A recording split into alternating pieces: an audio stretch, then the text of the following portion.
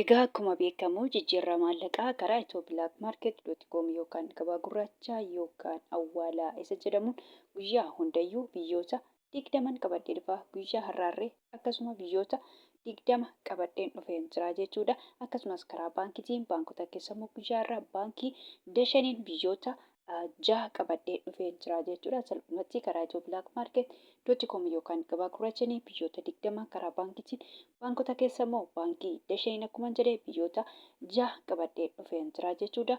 Hordoftoota kabajamtoota maamiloota koo nagaa waaqayyoo isin dhageenye nagaan waaqayyoo manaa fi kallattii jirtanitti isiniif haa ta'u. Warroonni mana kanaaf haaraa taatan noora manni kun mana keessanii chaanala kana sabiskiraayib sheer laayik gochuun gara maatii keenyatti dabalamaa isiniin jenna. Warroonni mana kanaaf immoo maatii taatan sheer laayik gochuun viidiyoo kana hanga dhumaatti caqasaa isiniin jedha. Viidiyoon koo gabaabaadha jechuudha. Keessattuu immoo warroota gara biyya keenyatti maallaqa isaanii argataniif faayidaa guddaa qaba jedheen yaadatan guyyaa hundaa'uu qabadhee dhufaa jira jechuudha. Biyyoota 20 akkuma jedhe karaa itoopilaakimaarketiin karaa baankiitiin akkuma jedhe baankii qacareen qabadhee dhufaa jechuudha. Guyyaa kaleessa viidiyoo kana keessatti baankota keessa karaa baankii hawaashanii qabadhee dhufee jechuudha. Guyyaa har'aa immoo baankii qacaree tanan baankii dashaniin biyyoota 6 qabadhee dhufee jira jechuudha. Egaa guyyaa har'aa akkuma beekamu itoopilaakimaarket.com biyyoonni kun dabalanii biyyoonni kun qannasanii jiru jechuudha.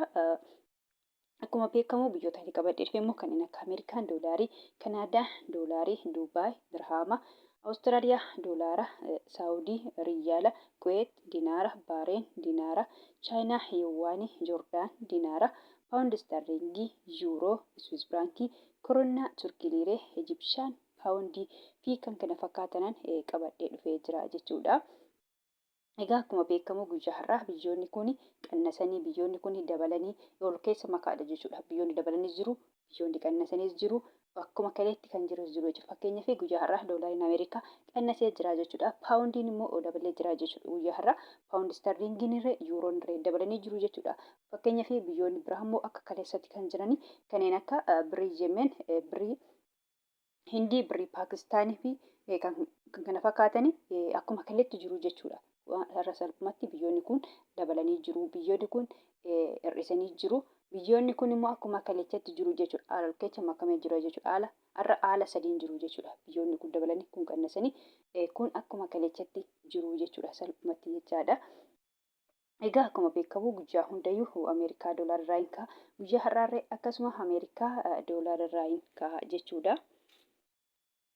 Ameerikaa doolaariin tokko guyyaa har'aa karaa itoopilaakimaarket.com yookaan gabaa gurraachanii birii 100 fi birii 79 fi saantiba 32 akkasuma immoo Ameerikaa doolaariin tokko guyyaa har'aa karaa baankiitiin baankii dashanii birii 100 fi birii 49 fi saantiba 51 kan itti aanu Kanaadaadha. Kanaadaa doolaariin tokko karaa itoopilaakimaarket.com yookaan gabaa gurraachanii birii 100 fi birii 27 fi saantiba 16 akkasuma immoo Kanaadaa doolaariin tokko karaa baankiitiin baankii dashaniin birii 100 fi birii 8 fi saantiba 20 gadichaanu Awustiraaliyaadha. Awustiraaliyaa doolaariin tokko karaa itoopilaakimaarket.com yookaan gabaa gurraachanii birii 100 fi birii 16 fi saantiba 51 Hoomarri haalli tokko karaa itoopilaakimaarket.com yookaan gabaa gurraachanii birii 400 fi birii 66 fi saantiba 84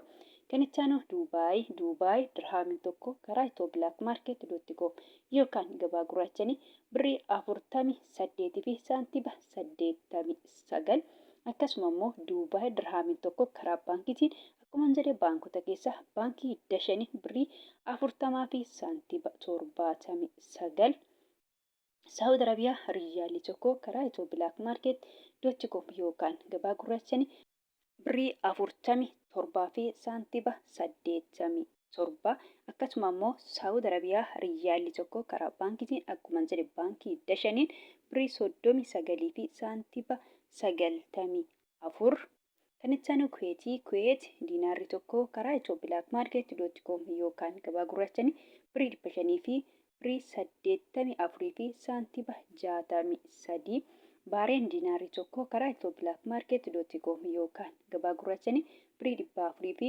birii 76 fi saantiba 00 jechuudha. Salphumatti biriin baariin guyyaa har'aa birii 400 fi birii 76 jechuudha. Kan itti aanu chaayinaadha. Chaayinaa yeewwaaniin tokko karaa itoo bilaak maarkeet.com yookaan gabaa gurraachanii birii 25 fi saantiba 23.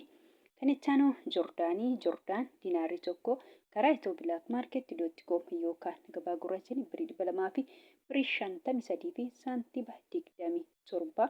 Kan itti aanu paawundiidha. Paawundi sterlingii tokko karaa itoo bilaak maarkeet.com yookaan gabaa gurraachanii birii 200 fi birii 35 fi saantiba 15. Akkasuma immoo paawundi sterlingii tokko karaa baankiitiin baankii tokko jecha immoo baankii dashaniin birii 200 fi birii 1 fi saantiba 85. Yuuroon tokko karaa itoo bilaak maarkeet.com yookaan gabaa gurraachanii birii 200 fi birii 6 fi saantiba 89. Akkasuma immoo yuuroon tokko karaa baankiitiin baankii dashaniin birii 100 fi birii 73 fi saantiba 44. Kan itti aanu Swiss baankiidha. Swiss baankiin tokko karaa itoo bilaak maarkeet.com yookaan gabaa gurraachanii birii 200 fi birii 21 fi saantiba 95. Koronaan tokko karaa itoo bilaak maarkeet.com yookaan gabaa gurraachanii birii 18 fi saantiba 79. Turkii liireen tokko karaa itoo bilaak maarkeet.com yookaan gabaa gurraachan birii 4 fi saantiba 26. Ijipshaan paawundiin tokko karaa itoo bilaak maarkeet.com yookaan gabaa gurraachanii birii 3 fi saantiba 79. Yemen haalli tokko karaa itoo bilaak maarkeet.com yookaan gabaa gurraachan 0 saantiba 75. Israa'el shikiliin tokko karaa itoo bilaak maarkeet.com yookaan gabaa gurraachan birii 55 fi saantiba 05. Hindiyaa ruupeen tokko karaa itoo bilaak maarkeet.com yookaan gabaa gurraachan birii 2 fi saantiba 02. Paakistaan ruupeen tokko karaa itoo bilaak maarkeet.com yookaan gabaa gurraachan 0 saantiba 63 sharafachaa oolan yookaan jijjiirrachaa oolanii jiru jechuudha. Salphumatti karaa itoo bilaak maarkeet.com yookaan gabaa gurraachan biyyoota 20 karaa baankiitiin immoo baankota keessa guyyaa har'aa baankii dashaniin biyyoonni ejaa kana fakkaatu jechuudha. Hordoftoota kabajamtoota maamiloota koo kan biraa immoo kanan jechuu barbaadu jechuudha. Guyyaa hundayyuu nan dubbadha. Warroonni Joordaanii fi Beerut yookaan Libneen jirtanii jechuudha. Fakkeenyaaf biriin biyya Joordaanii dinaara jedhama jechuudha. Warroonni mana madaabii jirtan immoo dinaara biyya sanii osoo hin taane doolaarii fudhattu jechuudha. Beerut yookaan Libneen irree biriin biyya sanii paawundii jedhama jechuudha. Paawundiin Beerut paawundoota keessa baay'ee xiqqoodha jechuudha. Akka birii Paakistaan akka birii Yemenii jechuudha. Guyyaa irra fakkeenya birii Yemen 0 saantiba 75 jechuudha. Amma birii Itoophiyaa hin ga'u jechuudha. Birii Itoophiyaatiin gadi jechuudha. Salphumatti birii Itoophiyaatu caalaa jechuudha. Akkasuma birii Paakistaan irree 0 saantiba 63 jechuudha. Guyyaa har'a birii Paakistaan illee birii Itoophiyaatu caalaa jechuudha. Salphumatti biriin Beerut yookaan Libneenii paawundii jedhama jechuudha. Paawundiin Beerut yookaan Libneenii baay'ee xiqqoodha. Akka birii Paakistaanii akka birii Yemenii jechuudha. Salphumatti birii Itoophiyaatiin gadi jechuudha. Gabaabumatti birii biyya sanii osoo hin taane isinillee doolaarii fudhattu jechuudha. Akkasuma akkuma warra Joordaanii jechuudha. Doolaarii fudhattu jechuudha. Doolaariin immoo baay'eetu jira. Fakkeenyaaf asirratti jechuudha doolaroota biyyoota sadii maqaa dhahee jira jechuudha. Fakkeenyaaf Ameerikaa doolaarii, Kanaadaa doolaarii, Awustiraaliyaa doolaarii jedhee tanan jira jechuudha. Ani sadan kanan maqaa dhahee malee kanneen maqaa isaanii hin baay'eetu jira doolaariin akkuma paawundiin baay'een jiru doolaariin irree baay'eetu jira jechuudha. Salphumatti jechuudha warroonni Joordaanii fi Beerutii doolaroota kana keessa Ameerikaa doolaarii fudhatu jechuudha. Doolaroota hunda keessa Ameerikaa doolaariidha jechuudha. Salphumatti warroonni Joordaanii fi Beerutii jechuudha keessattuu warroonni mana madaabii jirtanii jechuudha. Fakkeenya guyyaa irraa yoo ergattanii jechuudha. Karaa itoo bilaak maarkeet.com yookaan gabaa gurraacha yoo ergattan birii 100 fi birii 79 fi saantiba 32 herreeggattu yookaan assaabbattu jechuudha. Doolaarii tokkichi guyyaa irraa kana sharafamaa oole waan ta'eef yookaan jijjiiramaa oole waan ta'eef jechaadha. Akkasuma immoo karaa baankiitiin immoo yoo ergattan baankota keessa immoo baankii dashanii akkuma jedhe yoo ergattan guyyaa irraa Ameerikaa doolaariin tokko meeqa ta'a birii 100 fi birii 49 fi saantiba 51 jechuudha. Kanaan herreeggatu yookaan assaabbattu malee salphumatti birii biyya sanaa hin ta'u jechuudha. Akkuma jedhe warroonni Joordaanii jirtanii diinaara biyya sanii miti jechuudha. Beerut yookaan Libneen irree paawundii biyya sanii miti jechuudha. paawundiin Beeruutii yookaan Libneen baay'ee xiqqoo akkuma jedhe akka birrii Paakistaanii fi akka birrii Yemen waan baay'ee xiqqoo ta'anii fi Ameerikaa doolaara akkuma jedhe jechaadha birrii Libneen yookaan Beeruutii waan baay'ee xiqqoo taatee fi Ameerikaa doolaarii fudhattu jechuudha. Diinaarri Joordaan immoo baay'ee guddaadha jechuudha. Ameerikaa doolaarii hin caala jechuudha. Haa ta'uyyuu malee waliigaltee daldaltoota keenyaa fi biyya sanaatu madda waliigalaa doolaariidha malee birrii biyya sanaa miti jechaadha. Egaa gabaabumatti viidiyoon har'aa kana fakkaata jechuudha. Viidiyoo birootiin hanga walitti deebinutti nagaa ta'a.